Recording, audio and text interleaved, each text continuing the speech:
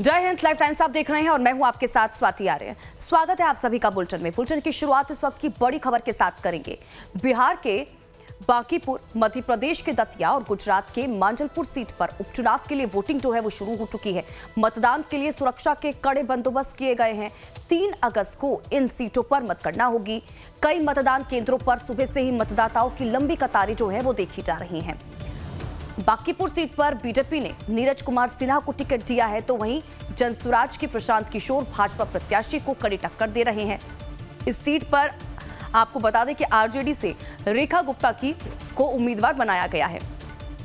ये seat BJP अध्यक्ष नितिन नवीन के इस्तीफा देने से खाली हुई है, लिहाजा बीजेपी ने जीत के लिए पूरी ताकत यहां पर झोंक दी है।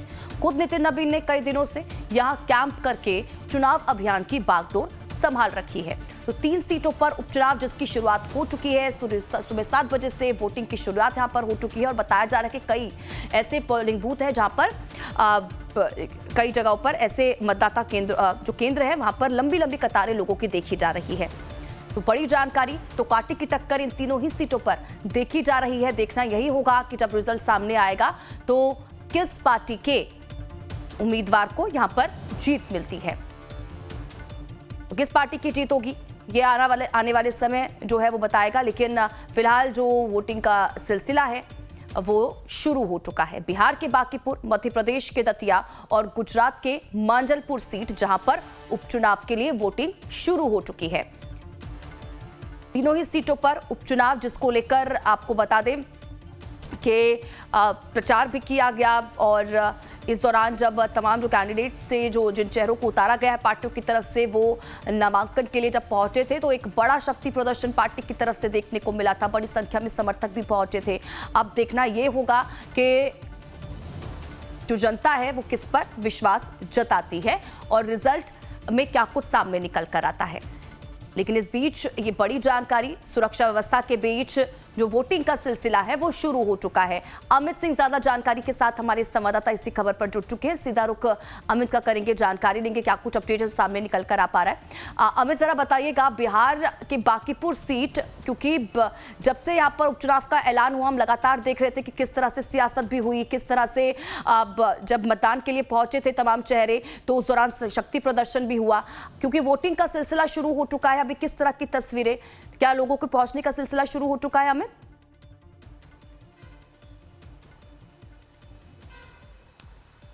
बिल्कुल स्वाति, जिस जगह हमारी मौजूदगी है ये हाई वीआईपी कह सकते हैं मतदान केंद्र है, जहां पर कि पूर्व केंद्रीय मंत्री सीपी ठाकुर, उनके जो बेटे हैं सांसद, बीजेपी के सांसद हैं विवेक ठाकुर, वो सब अभी पहुंचने वाले हैं।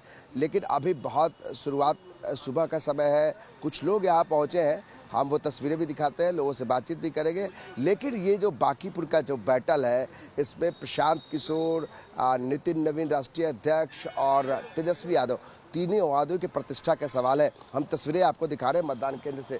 देखिए ये बांकीपुर का डाक बंगला चौराहे के आसपास बहुत वीआईपी ये मतदान केंद्र। और देखिए 1-2 जो मतदान करने लोग पहुँचे हैं वोटर, वो यहाँ पे शुरू हुआ है। यानी कि बहुत शुरुआती ये तस्वीरें आपको दिखा रहे हैं।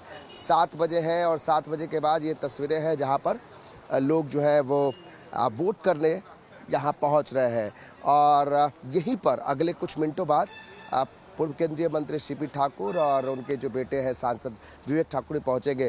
तो हम यही कह रहे थे कि जिस तरीके से ये जो उपचुनाव है, हालांकि बहुत ज़्यादा जोश लोगों के अंदर नहीं होता है, लेकिन जिस तरीके से अभी त्रिकोणीय मुकाबला चल रहा है बांकीपुर में स्वाति, तो जाहिर सी बात है कि सबकी नज़रें हैं। चूँकि राष्ट्रीय अध्यक्ष नितिन नवीन का ये सीट है, तो इस मायने से भी काफ़ी महत्वपूर्ण है कि उनकी साख, उनके जो पिछले 3 दशकों में उनके परिवार का इस सीट पर दबदबा रहा है। और ये पहली बार है जब यहाँ पर त्रिकोणीय मुकाबला दिखाई दे रहा है। प्रशांत किशोर के उम्मीदवार बनने के बाद ज़्यादा जो है वो थोड़ा कठिन यहाँ पे लड़ाई हो सकती है। तो इस तरीके से हम आपको तस्वीरें लगातार दिखा रहे हैं स्वाति। ये डाक बंगला चौराहे के आसपास जो है वहाँ का एक मतदान केंद्र का दृश्य है, जहाँ की ये वीवीआईपी मतदान केंद्र माना जाता है, क्योंकि यहाँ पर 2 सांसद, एक केंद्रीय मंत्री का ये यहाँ पे वोट है। यहाँ पे मतदान करने वो पहुँचेंगे। और स्वाति, वही हम बात कह रहे थे कि केवल तेजस्वी यादव ने भी विदेश यात्रा से आने के बाद जिस तरीके से छात्रों का मुद्दा लेकर और प्रचार किया है, तो यहाँ पर काफ़ी लड़ाई जो है वो कांटे की हो गई है। हालांकि पलड़ा अभी भी बीजेपी का भारी पड़ रहा है, क्योंकि बीजेपी का कैडर वोट है यहाँ पर 60 से 70 हज़ार कायस्थ समाज का वोट है, जो बहुत निर्णायक भूमिका होती है उनकी। इसके अलावा जो बाकी जो है जो कास्ट है, वैश्य समाज का वोट जो है वो उनके साथ जा सकता है। हालांकि आरजेडी ने वैश्य समाज के एक उम्मीदवार को उतार दिया, रेखा गुप्ता को। लेकिन ये जो मतदान केंद्र है, यहाँ की तस्वीरें हम लगातार आपको दिखा रहे हैं किस तरीके से इस मतदान केंद्र पर अभी सीपी ठाकुर और विवेक ठाकुर पहुँचेंगे स्वाति। लेकिन काफ़ी महत्वपूर्ण इस मायने से भी है कि अगर नितिन नवीन एक भी चूक नहीं चाहते हैं, अगर यहाँ पर कुछ भी चूक हुई नहीं, तो अमित सर इस चीज को समझाइएगा, क्योंकि इससे पहले अगर हम बीजेपी की बात करें अमित, क्योंकि इससे पहले बीजेपी की बात करें, क्योंकि बीजेपी लगातार ये कह रही थी कि भैया एक तरफा मुकाबला है, और वो माना भी जा रहा था, समझा भी जा रहा था, क्योंकि बीजेपी बहुत ज्यादा मजबूत स्थिति में है इस सीट पर लंबे वक्त से। लेकिन अब क्योंकि देखिए, आपने जिक्र किया छात्रों के मुद्दे को लेकर, अब क्या गेम पलटती हुई नजर आ रही है क्या यहाँ पर? जरा ये बताइएगा, क्या छात्र का मुद्दा आज के इस वोटिंग पर प्रभाव डालेगा क्या?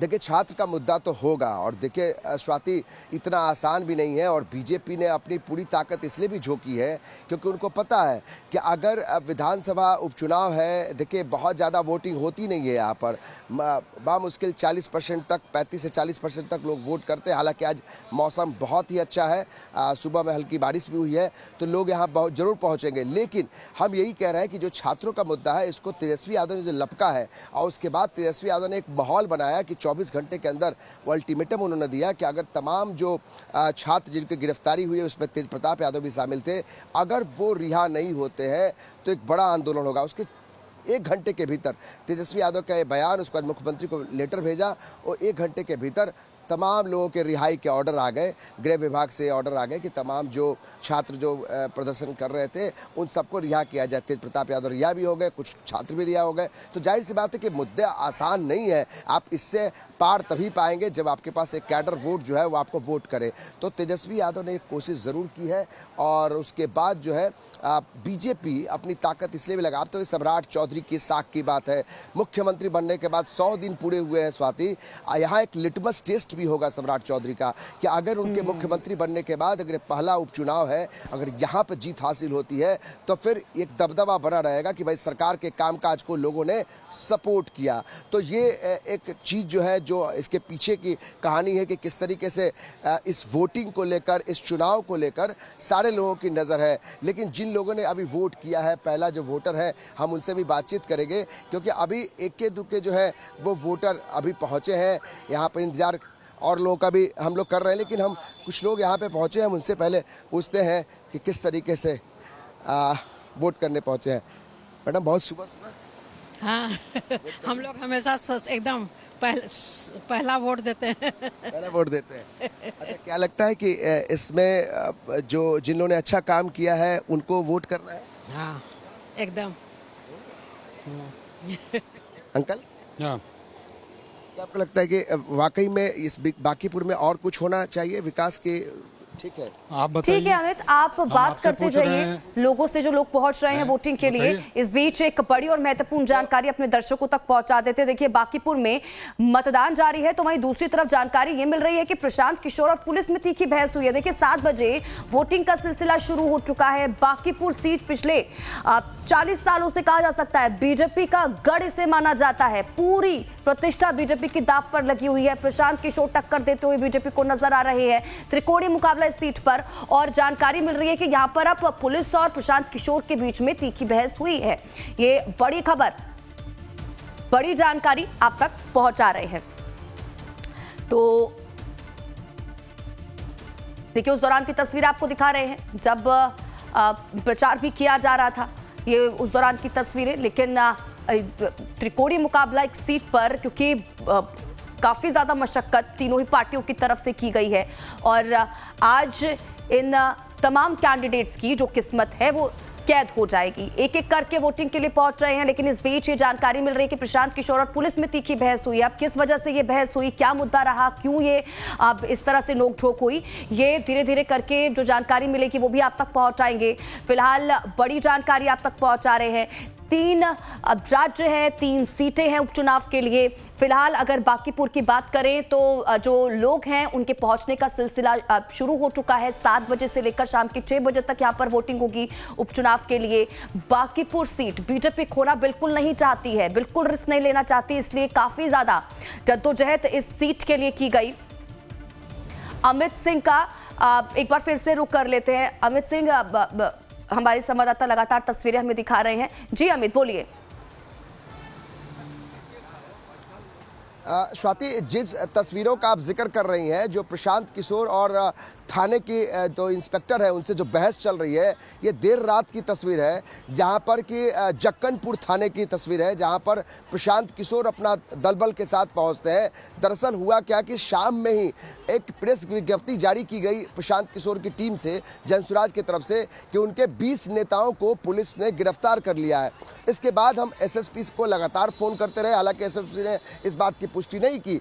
बाद में देर रात को पुलिस की तरफ से एक विज्ञप्ति जारी होती है कि कुछ लोगों के पास से 1,17,000 रुपये उनके गाड़ी में नकद रुपए बरामद हुए, उनको डिटेन किया गया है। और इसके बाद जक्कनपुर थाना पहुंच जाते हैं प्रशांत किशोर। वहीं की ये तस्वीर है जहां जबरदस्त वहां पर नोकझोंक चलती है, तकरीबन 2 से ढाई घंटे तक बहस चलती है। इसको लेकर अब जो सीनियर अधिकारी हैं पुलिस के, वो इसको संज्ञान में ले लिए हैं कि भाई ऐसे आप थाने में आकर अभी चुनाव के ठीक एक दिन पहले रात में इस तरीके से आप हंगामा नहीं कर सकते। तो हो सकता है कि प्रशांत किशोर के लिए मुश्किल हो, क्योंकि जिस तरीके से पुलिस जो है वो इसको लेकर काफ़ी एक्टिव है। कहती है कि भाई किस तरीके से प्रशांत किशोर दबिश बना रहे हैं। हालांकि प्रशांत किशोर ये बोल रहे हैं वहाँ पर कि भाई हमारे लोगों को क्यों गिरफ्तार किया जा रहा है, फंसाया क्यों जा रहा है। तो ये जो बहस चल रही है वो थाने, जक्कनपुर थाने की तस्वीर है स्वाति, जहां पर कि प्रशांत किशोर और जो वहां के थानेदार हैं उनके बीच में नोकझोंक चल रही है। और इसके बाद लेकर जो है बीजेपी ने भी इस पर सवाल उठाया कि कैसे प्रशांत किशोर जो है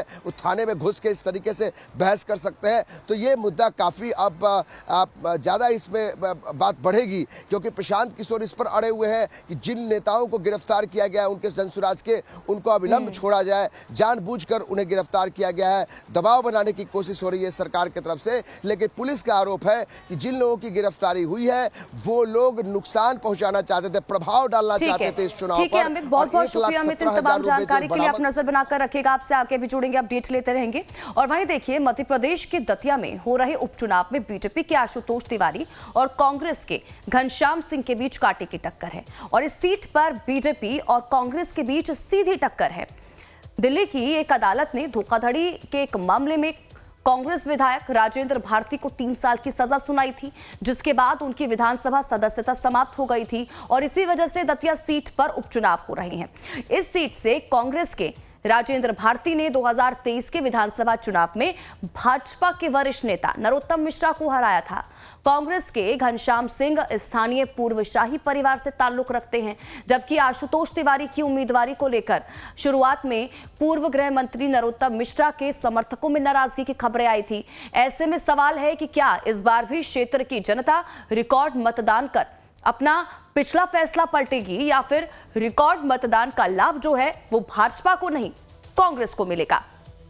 तो वहीं दूसरी तरफ देखिए, गुजरात की मांजलपुर सीट पर भाजपा ने सतीश पटेल को चुनावी मैदान में उतारा है, तो वहीं कांग्रेस ने भीखाभाई रबारी को टिकट दिया है। तो तीनों ही सीट जो हैं वो बीजेपी के लिए काफी ज्यादा महत्वपूर्ण। एक तरफ अगर हम बांकीपुर सीट की बात करें, त्रिकोणीय मुकाबला, तो वहीं दूसरी तरफ अगर बात करें हम दतिया और दूसरी तरफ गुजरात में जो इस सीट पर उपचुनाव हो रहा है उस सीट की अगर बात करें तो वहां पर कांटे की टक्कर दोनों ही पार्टियों में देखी जा रही है, बीजेपी और कांग्रेस में। तो मांजलपुर सीट भी उतनी ही इंपॉर्टेंट है देखिए बीजेपी के लिए। अब देखना यही होगा कि इस बार जो रिजल्ट है वो किसके पक्ष में आता है।